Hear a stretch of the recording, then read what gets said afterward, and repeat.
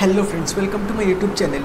তো এখন আমি সন্দীপ আর পিঙ্কি ফারার মুভিটা নিয়ে কথা বলবো, যেটা ডিরেক্টর হচ্ছে দিবাকর ব্যানার্জি। এবং এই ফিল্মটার মধ্যে কিন্তু ভালো ভালো অ্যাক্টর অ্যাক্ট্রেসরা আছে, যেরকম পরিণীতি চোপড়া আছে, অর্জুন কাপুর আছে, জয়দীপ আহলাওয়াত আছে, রঘুবীর যাদব আছে এবং নীনা গুপ্তা আছে। তো তোমাদেরকে আগে থেকে বলে রাখি যে তোমরা যদি ভেবে থাকো যে পরিণীতি চোপড়া আর অর্জুন কাপুর আছে মানে ফিল্মটা খুব বোরিং হবে, ফিল্মটা বাজে হবে, ফিল্মটা অতটা ভালো হবে না, যেহেতু তাদের ট্র্যাক রেকর্ড মানে অতটাও ভালো না। তো তোমাদেরকে এইটুকু বলে দিই যে ফিল্মটা কিন্তু অতটাও খারাপ না, যতটা মানে তারা আগে যেরকম ফিল্মগুলো করেছে সেগুলোর থেকে বলতে গেলে কিন্তু এই ফিল্মটা যথেষ্ট ভালো।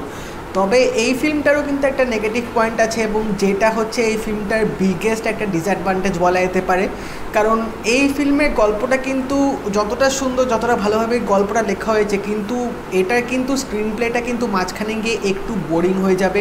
তো না, আরেকটু যদি রান টাইমটা ছোটো করা যেত তাহলে হয়তো ফিল্মটা ইন্টারেস্টিং হতো। কারণ ফিল্মটা মাঝখানে গিয়ে স্ক্রিন প্লেটা এতটা স্লো হয়ে যাবে, গল্পটা এতটা ড্র্যাগ করবে যে তোমরা কিন্তু লিটারেলি বোর ফিল করবে। তো এই জন্যে কিন্তু ফিল্মটা অনেকের ভালো লাগছে না বা অনেকের পছন্দ হচ্ছে না, কারণ ফিল্মটা খুবই একটা স্লো পেস চলছে এবং ফিল্মটার মধ্যে কিন্তু ভর্তি ড্রামা আছে এবং তার সাথে কিন্তু থ্রিলার এলিমেন্টটাও কিন্তু মিক্স করা আছে। আমি জানি এতদিনে অনেকে রিভিউ দিয়ে দিয়েছে এবং তোমরা হয়তো গল্পটা অনেকটাই জেনে গেছো, তো গল্পটা সেরকম আমি ডিসক্লোজ অতটা করবো না। বাট এইটুকু বলি যে অর্জুন কাপুর আর পরিণীতি চোপড়া কিন্তু দারুণ এই ফিল্মটার মধ্যে অ্যাক্টিং করেছে এবং তাদের ক্যারেক্টারটা কিন্তু বেশ ডিফারেন্স দুজনের থেকে। এখানে আমরা দেখতে পাচ্ছি যে অর্জুন কাপুরের নাম রেখেছে পিঙ্কি এবং পরিণীতি চোপড়ার নাম রেখেছে সন্দীপ, এবং কেন রেখেছে সেটাও অবশ্যই ফিল্মটা দেখলে তোমরা বুঝতে পারবে।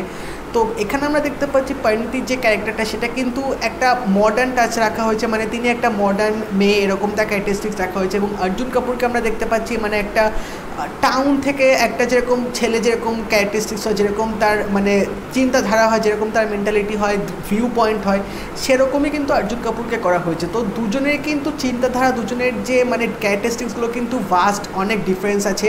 দুটো ফেস কিন্তু এই ফিল্মটার মধ্যে দেখিয়েছে। বাট এখানে এটুকুই বলতে হবে যে আমার কিন্তু গল্পটা ঠিকঠাক অতটাও মানে খারাপও লাগেনি, ইট ওয়াজ ওকে, মানে একবার দেখলে তোমরা দেখতেই পারো। বাট কিছু কিছু মোমেন্ট, কিছু কিছু মানে ডিরেকশন কিন্তু দুর্ধর্ষভাবে ফিল্মটার মধ্যে ক্যাপচার করা হয়েছে। ফিল্মটা শুরু হবে একটা গাড়ির দৃশ্য দিয়ে, এবং সিরিয়াসলি বলছি এই শটটা আমার এই সিনেমাটার মধ্যে বেস্ট লেগেছে। একটা মানে হয়তো ওয়ান টেকে হয়তো শটটা নেওয়া হয়েছে গাড়ির দৃশ্যটা, যেটা আমরা দেখছি একটা গাড়ি চলবে, তারপর হঠাৎ করে সেই গাড়ির মধ্যে যারা থাকবে তাদেরকে মেরে ফেলা হবে। এই দৃশ্যটা মানে এই যে শটটা নেওয়া হয়েছে না, সেটা কিন্তু দারুণ লাগবে স্ক্রিনে তোমাদের দেখতে। তো আমার কিন্তু এই জিনিসটা কিন্তু হেভি লেগেছে। এবং তাছাড়া বলতে গেলে কিন্তু অ্যাক্টিংয়ের দিক থেকে সবাই তাদের পারফরমেন্সটা দারুণভাবে এখানে দিয়েছে, এবং এই ফিল্মটার মধ্যে কিন্তু অনেক রকমের জনার কিন্তু মিক্স করা আছে। তো কিছু কিছু জায়গায় তোমাদের হয়তো বোরিং লাগতে পারে বা কিছু কিছু জায়গায় তোমাদের হয়তো একটু ভালো লাগতে পারে, বাট গল্পটা কিন্তু বেশ একটা থ্রিলিং ব্যাপার আছে। তো গল্পটা কিন্তু খুবই একটা ইউনিক টাইপের গল্প, মানে সচরাচর কিন্তু এরকম প্লট টুইস্টিং বা এরকম আমরা মানে স্টোরি কিন্তু জেনারেলি দেখতে পাই না বলিউডে।